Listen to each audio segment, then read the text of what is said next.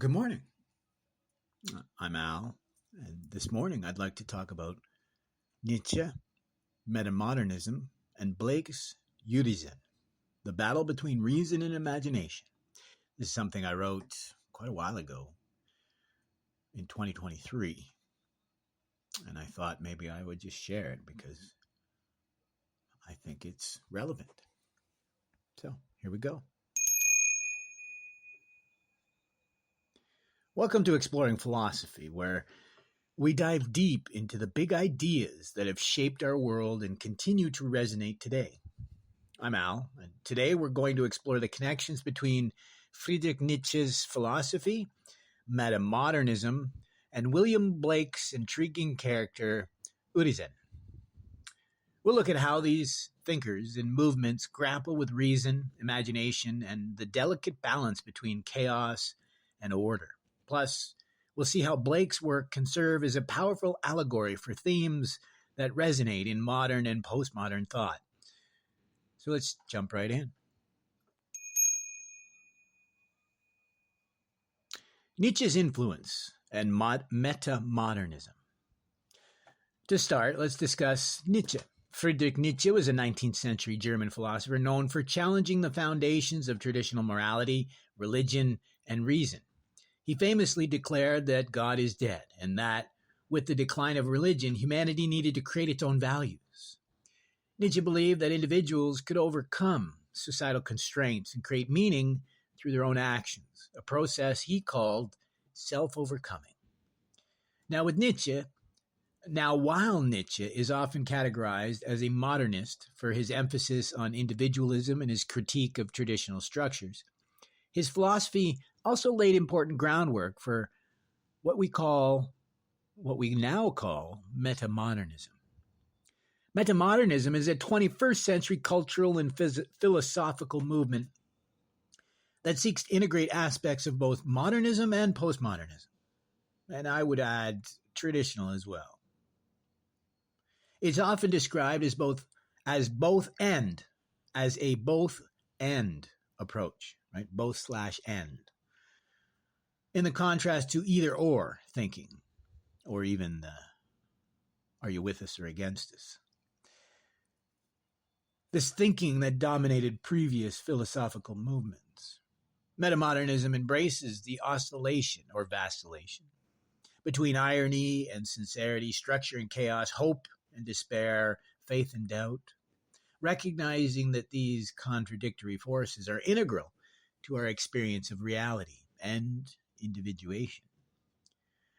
And here's where Nietzsche's influence becomes clear. His philosophy anticipated many of these themes.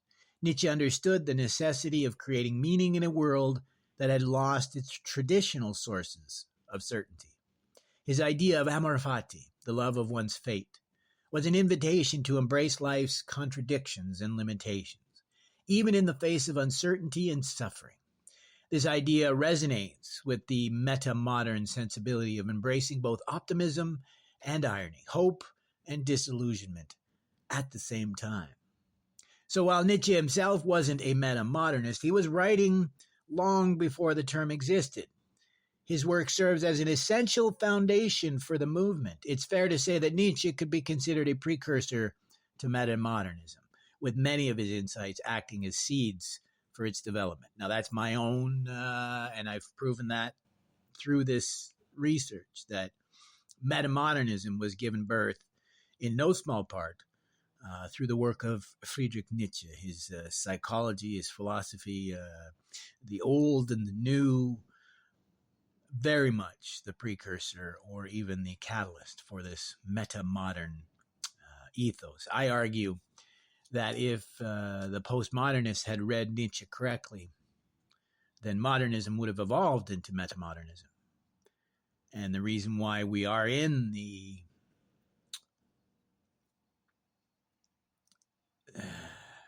reason why we're stuck today is because postmodernism will not let go of the reins.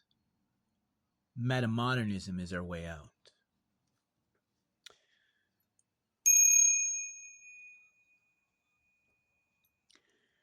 William Blake's Urizen, The Tyranny of Reason. Let's switch gears now. Let's talk about William Blake, the visionary poet and artist whose mythological works provide a fascinating counterpart to Nietzsche's ideas. One of Blake's most prominent figures is Urizen, a character who symbolizes reason, logic, and the rigid structures of law and authority. The name Urizen itself can be interpreted as a contradiction of your reason, a contraction. I apologize. This contraction of your reason, Urizen, reflecting how Blake saw reason as a potentially tyrannical force when it operates unchecked by imagination and creativity, or even worse, in hubris. In Blake's mythological works, Urizen represents the fallen, limited mind, a mind that seeks to impose order and structure on the chaotic, creative energies of life. Urizen's rule leads to the suppression of the imagination, which in Blake's world is seen as the divine spark of human potential. While reason has its place, when it dominates, it leads to a stifled, fragmented existence. Blake's view of reason aligns somewhat with Nietzsche's critique of Apollonian order. In The Birth of Tragedy, Nietzsche contrasts the Apollonian, representing order, reason, and structure, with the Dionysian, which embodies chaos, creativity, and emotional exuberance.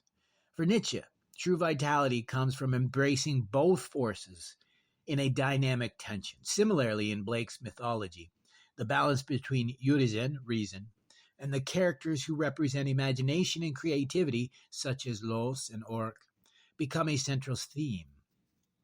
It's important to note that in Blake's works, Urizen doesn't necessarily represent evil. Rather, he embodies a necessary but incomplete part of human existence or human experience.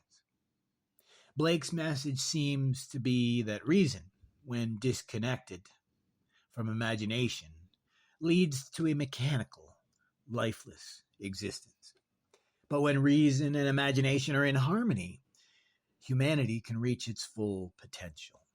As Jung said, the modern man stands at the edge of a void. You can see where Jung might have been influenced by William Blake as much as by Nietzsche, but unlikely William Blake, because it wasn't until the great Canadian Northrop Frye really opened up Blake's work in the 40s that we understood what he was really saying. But it's possible. It's an interesting thing to consider.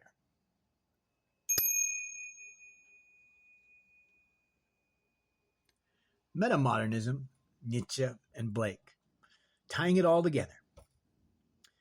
So how did Nietzsche, metamodernism, and Blake's Urizen fit together? Both Nietzsche and Blake were deeply concerned with the tension between order and chaos, reason and imagination. Nietzsche's philosophy can be seen as a call to transcend rigid structures of thought, whether religious or rationalistic, and to embrace the full spectrum of human experience, even its contradictions. This approach is echoed in metamodernism, which seeks to reconcile modernist ideals of progress and reason with postmodern skepticism and irony. That's the metamodernism that I was speaking of earlier. Blake, in his way, anticipated many of these same concerns. By creating Urizen as a symbol of the dangers of unchecked reason, Blake foreshadowed the modern and postmodern critiques of rationalism. But just as Nietzsche, Blake didn't reject reason outright. He saw it as one half of a greater whole. Imagination for Blake is what breathes life into reason, the ruach. And when the two are integrated, human beings can achieve something far greater. In metamodernism, we see a similar balancing act. It's not about rejecting reason or structure or even irony. Instead, it's about embracing all of these elements, reason, imagination, hope, irony, as a part of the complex, multi-layered reality we live in, the gestalt of human experience. It's about oscillating between these poles and finding a dynamic equilibrium, a middle way, a manyamaka, if you will. Much like the tension between Apollonian and Dionysian forces in Nietzsche's work. And like to point out that Dionysian is also the Bacchanalian that we saw at the Paris Olympics recently. Right? It's not something to be embraced wholly. It's just one part of our humanity. That's the shadow and Jung's integration.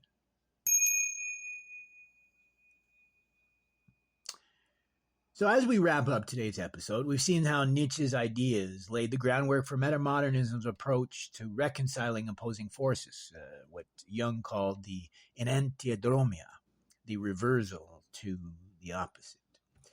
We've also explored how William Blake's character Urizen serves as a powerful symbol for the tension between reason and imagination, a theme that's as relevant today as it was in Blake's time.